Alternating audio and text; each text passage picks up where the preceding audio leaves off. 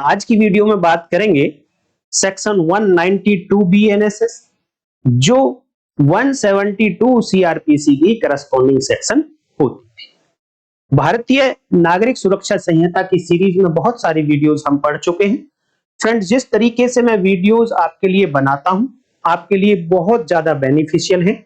आपसे बस एक ही रिक्वेस्ट है कि चैनल को सब्सक्राइब मत करिए, कोई बात नहीं, शेयर मत करिए, कोई बात नहीं, लेकिन आप वीडियो को शुरू से एंड तक पूरा देखिए।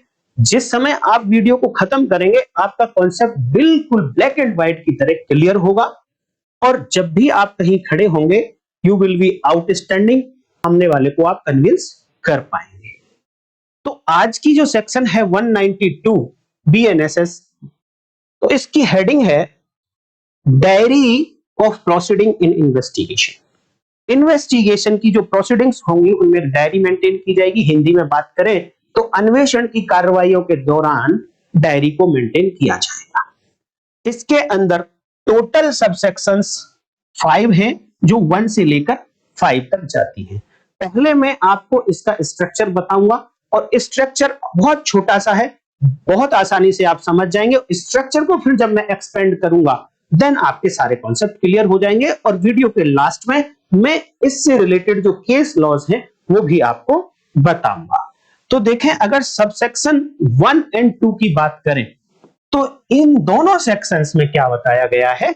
नंबर एक बात तो contents of the case diary बताए गए हैं कि केस डायरी में क्या क्या लिखा जाएगा। नंबर दो बात बताई गई, who will maintain the case diary, case diary को कौन लिखेगा, कौन मेंटेन करेगा, और when it will be maintain, कब इसको मेंटेन किया जाएगा, किस स्टेज पर लिखा जाएगा इस केस डायरी को। ये तो बात हुई सबसेक्शन 1 एंड 2। सबसेक्शन 3 देखिए, ये बताता है form of the case diary. Form of the case diary मतलब कि केस डायरी कैसी होगी, देखने में कैसी होगी, किस तरीके से मेंटेन किया जाएगा, क्या लूज पेपर होंगे या फिर ये वॉल्यूम होगा, इस तरीके की बातें आपको सबसेक्शन 3 से समझने को मिल जाएगी। सबसेक्शन 4 एंड 5 देखिए, दोनों मिला के बस यहीं पर स्ट्रक्चर खत्म हो जाएगा। दो सबसेक्शन 4 एंड सबसेक्शन 5 ये बात करती है कि ये केस डायरी का यूज क्या होगा क्रिमिनल प्रोसीडिंग्स में, एविडेंशियरी वैल्यू क्या होगी इसकी क्रिमिनल प्रोसीडिंग्स में, कौन इसको यूज कर पाएगा, कब यूज कर पाएगा, इस तरीके की बातें हम देखेंगे। फ्रेंड्स, ये तो हुआ स्ट्रक्चर। स्ट्रक्चर को मैं एक्सपेंड करके अभी आपको दिखाता हूं। देखिए, सबसेक्शन 1 जब आप देखेंगे तो एक एक करके क्वेश्चन फॉर्म में मैं आपको दिखाता हूं। सबसे पहले बात करते हैं, और जो सबसेक्शन 1 में ही बताई गई, who will maintain the case diary, case diary को कौन लिखेगा। तो उसका आंसर सबसेक्शन 1 में लिखा गया, every police officer making investigation. ऐसा प्रत्येक पुलिस ऑफिसर जो अन्वेषण की कार्यवाही कर रहा है किसी केस में, उसे एक केस डायरी मेंटेन करनी पड़ेगी। नंबर 2, किस स्टेज पर मेंटेन करनी पड़ेगी। देखिए, ऊपर लिखा था every police officer making investigation under this chapter. Under this chapter मतलब अगर बीएनएसएस की बात करें तो चैप्टर नंबर 13, अगर सीआरपीसी की बात करें तो चैप्टर नंबर 12।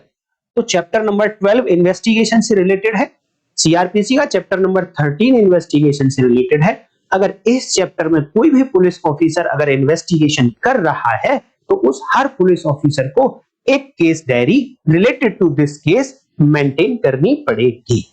ये हुई दो बात। अब बात करते हैं इसके कंटेंट्स क्या क्या होंगे, क्या क्या इस केस डायरी में लिखा जाएगा। देखिए, सबसेक्शन 1 एंड सबसेक्शन 2 को मिलाकर कंटेंट्स पूरे होते हैं कि इसके अंदर के तथ्य क्या क्या होंगे।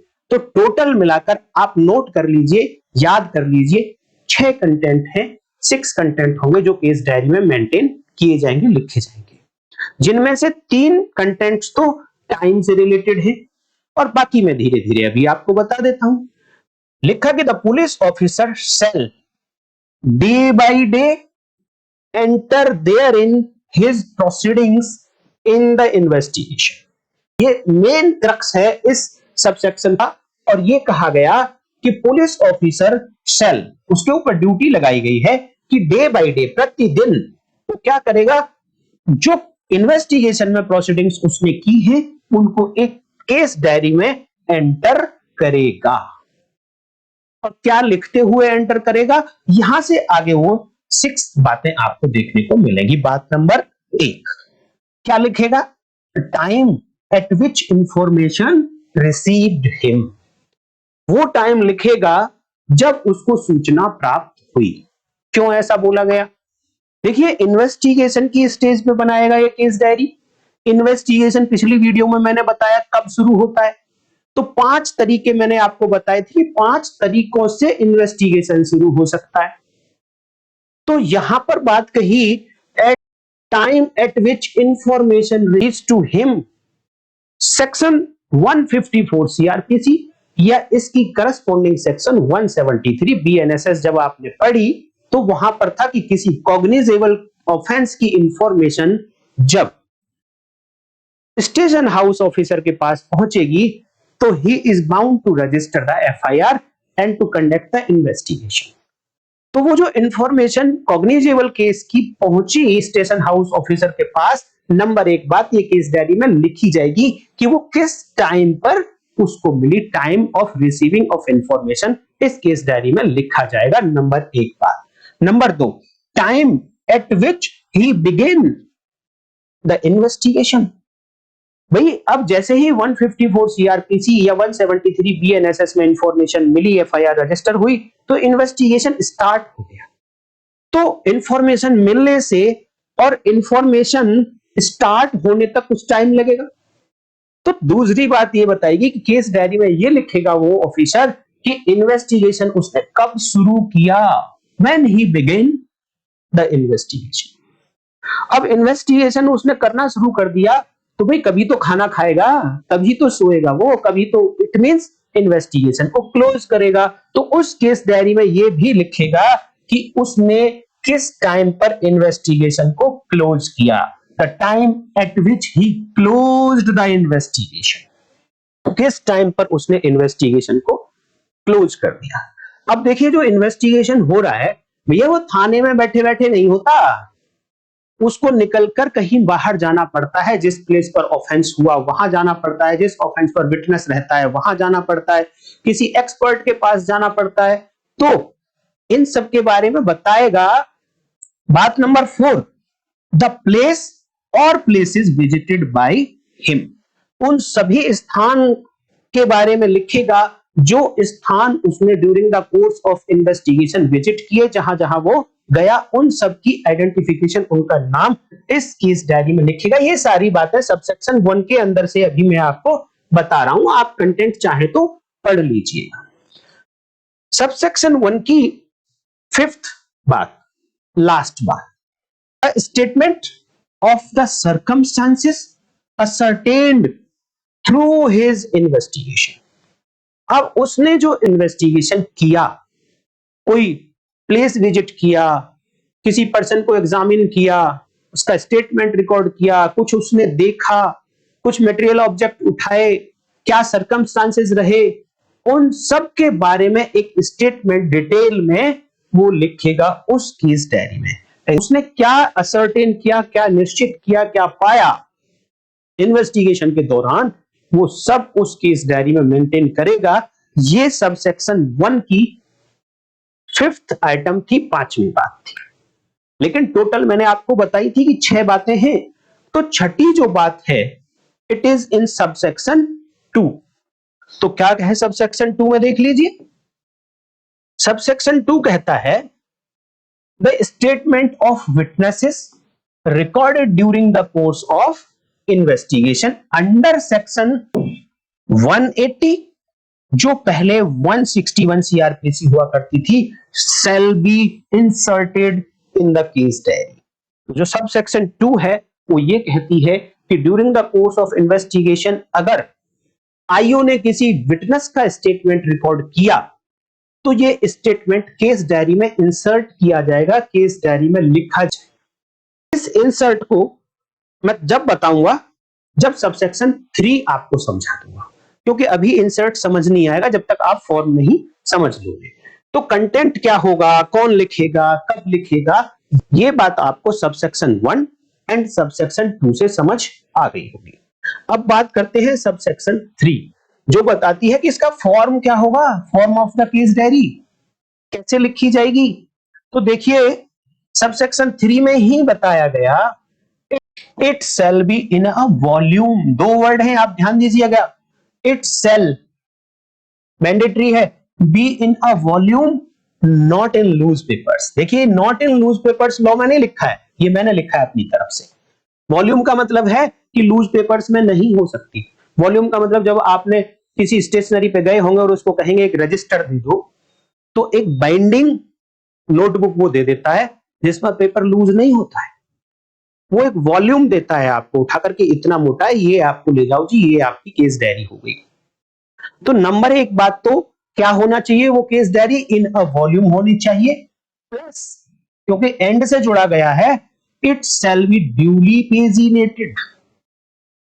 इस वॉल्यूम के हर पेज पर एक स्पेसिफिक नंबर होना चाहिए जो सीक्वेंस में होना चाहिए, 1 2 3 4 एंड 5 सो एंड, चाहे वो 20 पेजेस की है तो 20 तक, 50 पेजेस की है तो 50 तक, 100 पेज की है तो 100 पेज तक। ये डबल कॉपी में तैयार होती है और इस केस डायरी के हर दो पेज पर सेम नंबर होना चाहिए और उन्हीं दोनों पेजों को यूज किया जाएगा कोई एक रिकॉर्ड बनाने के लिए। अभी विटनेस का स्टेटमेंट लिखना है तो जिन दो पेज पर सेम नंबर है उन दोनों को यूज किया जाएगा और दोनों के बीच में कार्बन कॉपी लगाई जाएगी, फिर उस पे स्टेटमेंट विटनेस का लिखा जाएगा। तो ऊपर वाले पे जैसे ही ओरिजिनल कॉपी बनेगी तो साथ में नीचे कार्बन कॉपी भी बन जाएगी। और जहां तक पॉसिबल हो इस वॉल्यूम का भी एक नंबर होना चाहिए कि वॉल्यूम नंबर 1 है या वॉल्यूम नंबर 2 है, वॉल्यूम नंबर 3 है, इस वॉल्यूम का भी नंबर होना चाहिए और जो अंदर पेज हैं उन पेजों पर भी नंबर होना चाहिए। इस तरीके की केस डायरी मेंटेन करनी है इन्वेस्टिगेटिंग ऑफिसर को। हमेशा आप नोट करके रखिएगा, police officer who is making investigation वो ड्यूटी बाउंड है कि ये जो वॉल्यूम है केस डायरी का वो हमेशा अपने साथ रखेगा। जब भी वो पुलिस स्टेशन से निकलेगा इन्वेस्टिगेशन करने के लिए तो उसकी किट में, आईओ किट में उसकी केस डायरी होनी चाहिए। अगर आप डिफेंस काउंसिल्स हैं तो during the course of cross examination आप आईओ से पूछ सकते हैं कि आप जब थाने से निकले इन्वेस्टिगेशन के लिए तो क्या क्या आप साथ लेकर चले थे, प्लीज आप बताइए। तो हो सकता है कि वो मिस कर जाए कि क्रॉस की केस डायरी वो नहीं लेके गया था, वो शायद मिस कर जाए और पाएंगे कि उसी दौरान जब उसने कहीं थाने से बाहर जाकर इन्वेस्टिगेशन किया तो अपने स्टेटमेंट में ये कह रहा है कि उसने एक स्टेटमेंट रिकॉर्ड किया किसी विटनेस का और वो विटनेस का स्टेटमेंट रिकॉर्ड हो रखा है केस डायरी पर, केस डायरी के एक पेज पर।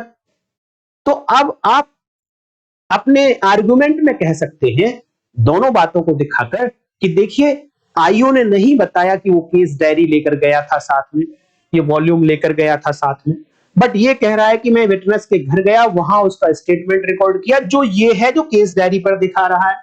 इट मींस ये स्टेटमेंट उस विटनेस का स्टेटमेंट नहीं है, ये इन्वेस्टिगेटिंग ऑफिसर ने खुद ही लिख दिया है। और अगर आप पुलिस ऑफिसर हैं तो आपकी ड्यूटी है कि ये वॉल्यूम केस डायरी का जब भी आप पुलिस स्टेशन से निकलेंगे इन्वेस्टिगेशन के लिए तो आपको ये साथ होना चाहिए। और जब क्रॉस एग्जामिनेशन में आपसे डिफेंस काउंसिल पूछेंगे कि क्या क्या आप साथ लेकर गए थे आईओ किट में, तो आपको बताना होगा कि मैं केस डायरी का वॉल्यूम भी साथ लेकर गया था। तो ये बात हुई कि फॉर्म कैसा होगा। अगर ऐसी केस डायरी नहीं है और आप डिफेंस काउंसिल हैं तो आपको क्वेश्चन पूछना चाहिए आईओ से कि जो स्टेटमेंट उसने रिकॉर्ड पर लगाए हैं 161 का उसको दिखाओ और बोलो कि क्या ये स्टेटमेंट जब आपने रिकॉर्ड किया था ऐसा ही था, जब आपने फोटो कॉपी करके रिकॉर्ड में लगाई है तो इसमें कुछ काट छांट तो नहीं करी आपने। और वो अगर यही कहता है कि नहीं ये तो ऐसा ही था, इसमें कोई काट छांट नहीं हुई है, और आप पाते हो उसे देखने पे कि उस पर तो कोई पेज नंबर है ही नहीं, पेजिनेटेड नहीं है, उसका सीक्वेंस नंबर, सीरियल नंबर नहीं चमक रहा है, देन आप आर्गुमेंट कर सकते हैं कि साहब ये तो केस डायरी का पार्ट नहीं है, ये केस डायरी में इंसर्ट नहीं है, इस प्रोविजन को फॉलो नहीं किया गया है। तो जो भी आपको बेनिफिट मिलते हो, बेनिफिट ऑफ डाउट आप ले सकते हैं।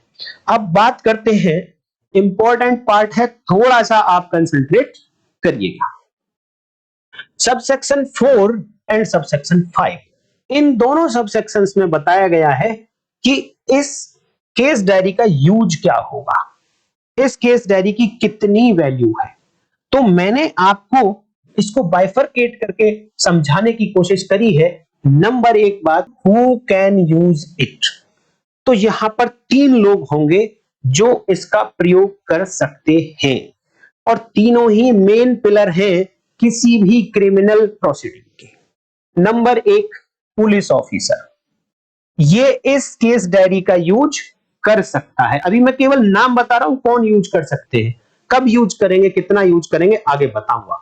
नंबर एक बात, पुलिस ऑफिसर यूज कर सकते हैं। नंबर दो, ऐसी कोर्ट यूज कर सकती है जो इस केस में इंक्वायरी कर रही है या फिर इस केस का ट्रायल कर रही है। ध्यान देना वर्ड्स को, इंक्वायरी करने वाली कोर्ट या इस केस को ट्रायल करने वाली कोर्ट इन केस डायरी का यूज कर सकती है।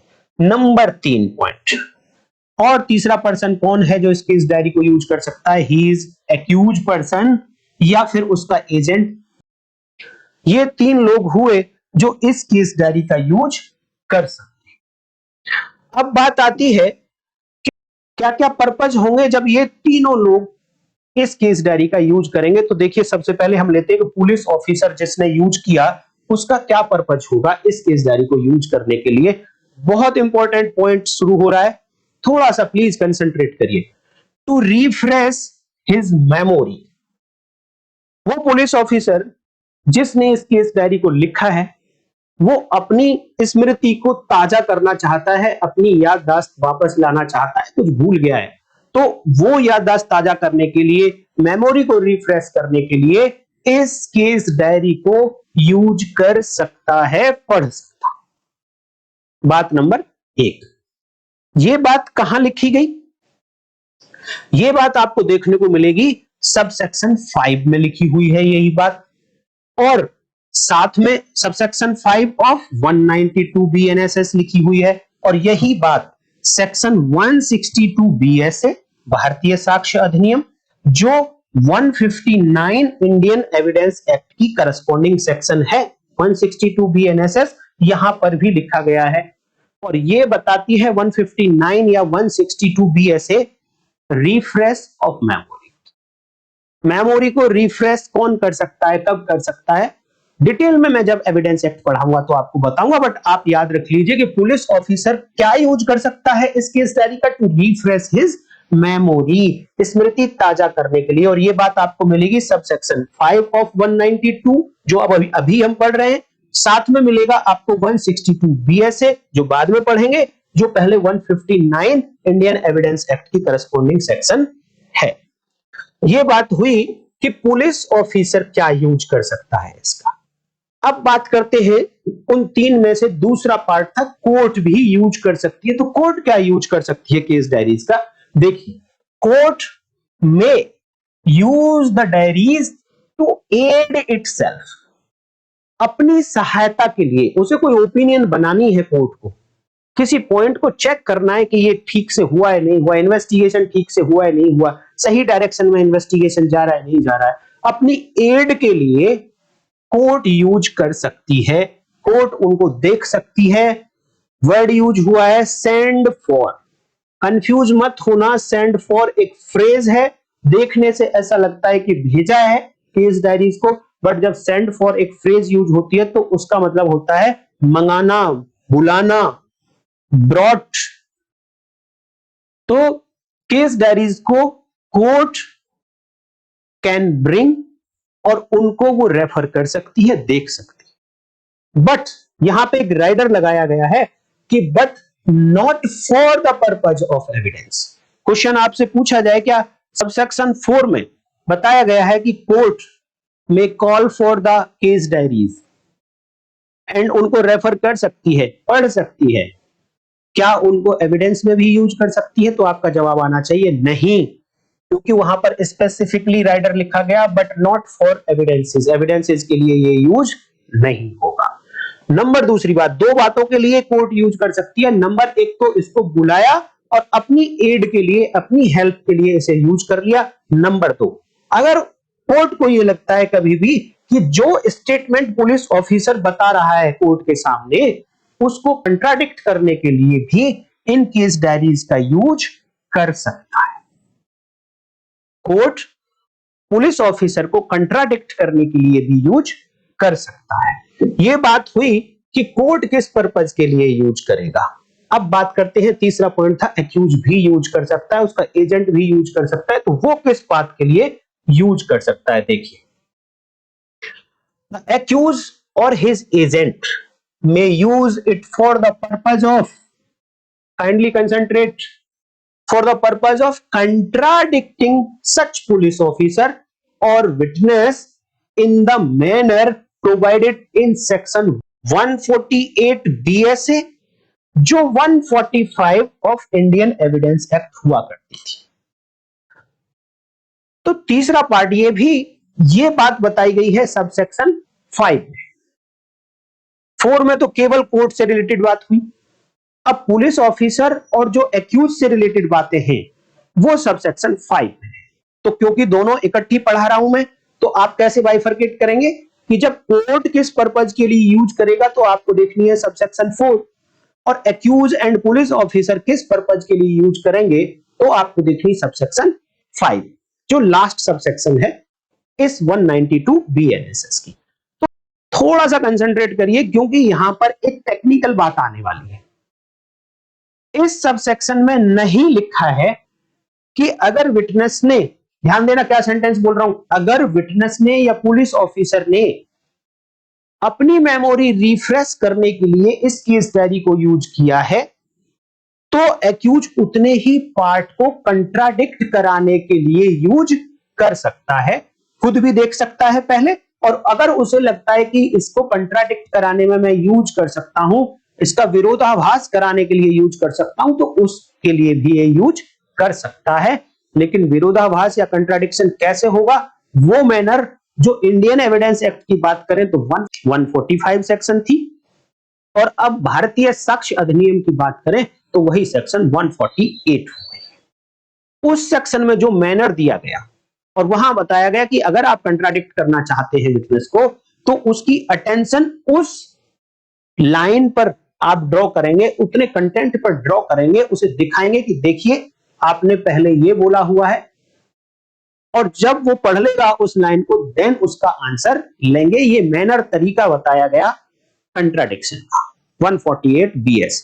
उसी तरीके को अपनाकर आप कंट्राडिक्ट भी करा सकते हैं, डिफेंस काउंसिल है या एक्यूज है।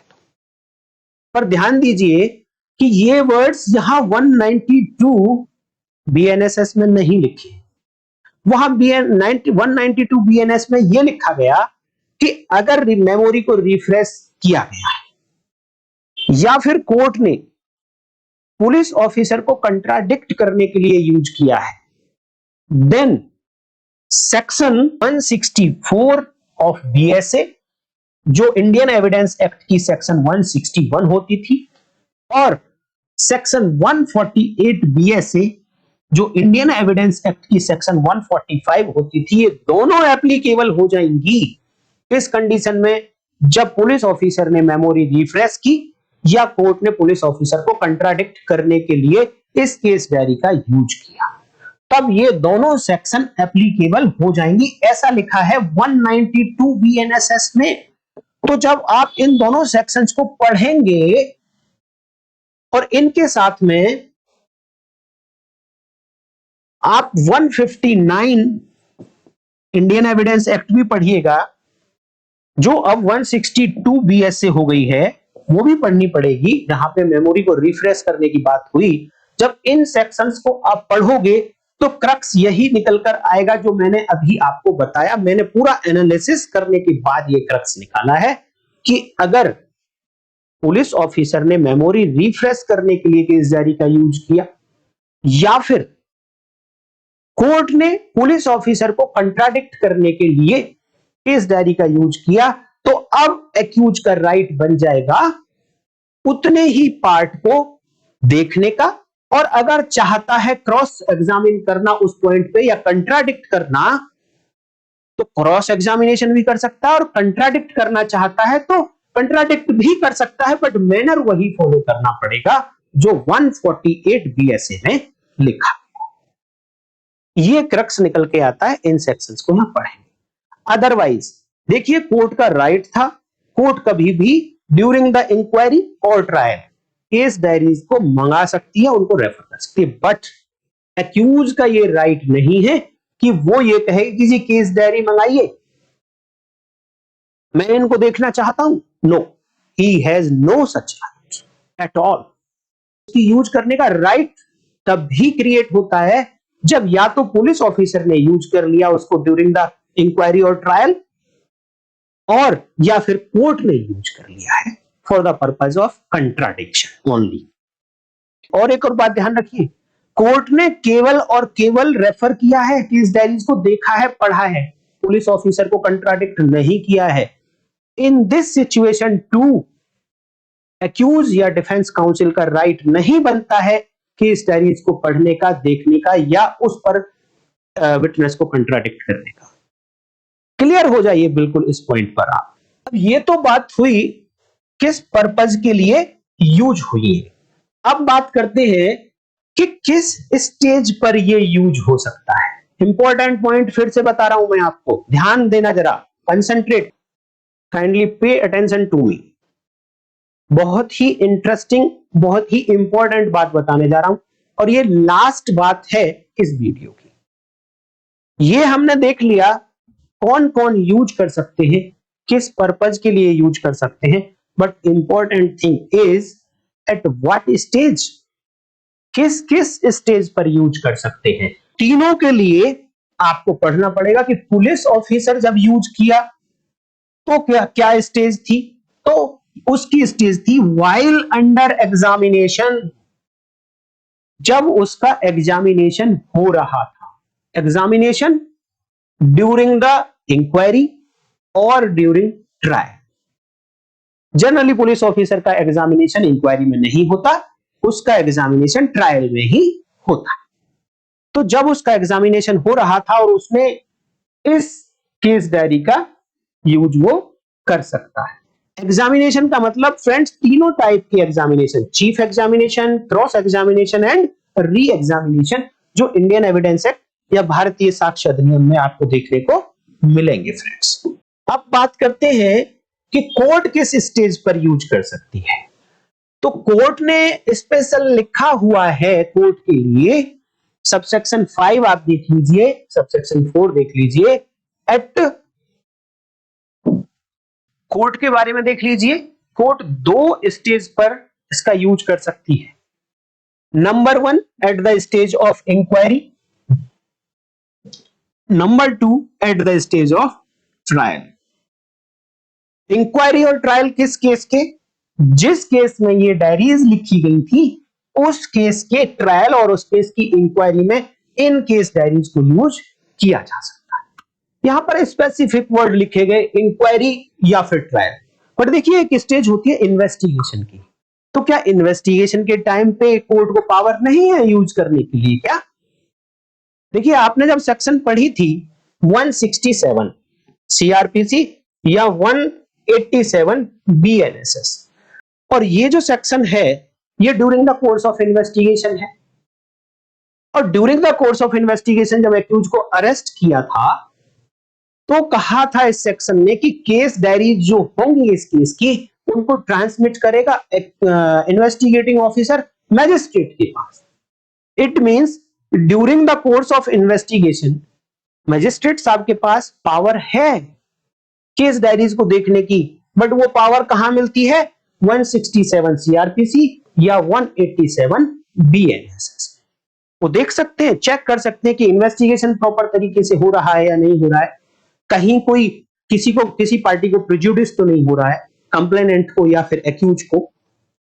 और ये भी देख सकते हैं कि जब बेल मांग रहा है अगर कोई accuse during the course of investigation, तो उसको बेल ग्रांट की जाए या नहीं की जाए, ऐसी ओपिनियन बनाने के लिए भी during the course of investigation magistrate साहब या दूसरी कोर्ट जो बेल की हियरिंग कर रही है वो केस डायरीज देख सकती है। इस बात के लिए आपको अगर जजमेंट चाहिए, केस लो देखना है, तो directorate of enforcement versus PV Prabhakar आप साइटेशन नोट कर लीजिए, स्क्रीनशॉट ले लीजिए अगर आपको चाहिए तो। अब बात आती है कि एक्यूज और उसका एजेंट किस स्टेज पर इस केस डायरी का यूज करेंगे। तो वहां पर भी एग्जैक्ट लिखा गया है, स्पेसिफिक वर्ड यूज हुए हैं, at the stage of inquiry और ट्रायल। लेकिन पर्पज क्या होगा? क्रॉस एग्जामिनेशन, कंट्राडिक्शन,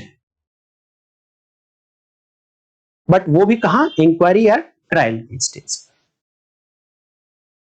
तो इस तरीके से आपने बहुत सारे कॉन्सेप्ट्स सेक्शन 172 सीआरपीसी या 192 बीएनएसएस के देखे। अब बात रह जाती है कि इसकी सपोर्ट में आपको कुछ केस लॉज चाहिए। तो आप केस लॉज देख लीजिए। देखिए, एक केस है पुलकुरी कोट्टैया वर्सेस एम्परर 1947 का केस। इसमें यह डिसाइड हुआ कि अगर इन्वेस्टिगेटिंग ऑफिसर ने केस डायरीज को मेंटेन नहीं किया है तो क्या ये केस के लिए फेटल होगा और केवल इतने मात्र से एक्यूज को एक्विट कर दिया जाएगा? नहीं, इसमें यह डिसाइड हुआ कि ये फेटल नहीं होगा।